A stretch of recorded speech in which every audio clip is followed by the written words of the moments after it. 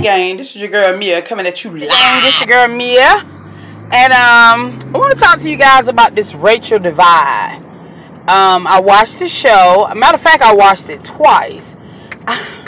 The shit got me on shaky grounds with this one. Shaky grounds, baby. Because, you know, what's hard for me to understand is that why is it that she couldn't just tell the people, I am a white woman who loves black people, and go into depth about how you are connected to the black race and the black culture, if that's the case.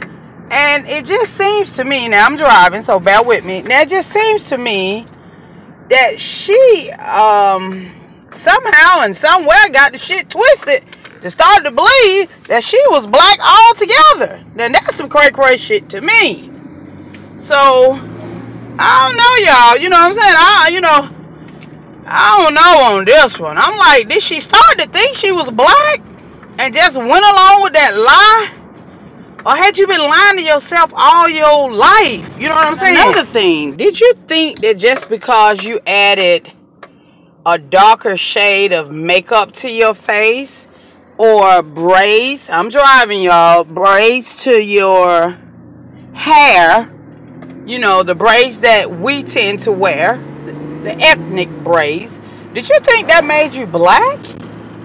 I got a lot of questions about this damn movie. You know what I'm saying? I got a lot of questions, because that doesn't make you black, baby, just by you changing your makeup and your hair.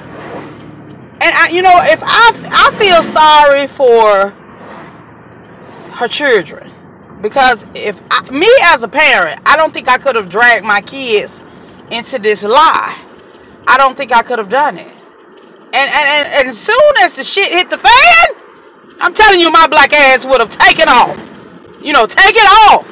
I mean, I would have been gone, because the cat's out the bag. So I just would have gone somewhere where people didn't know who I was, or who I am, or what I did.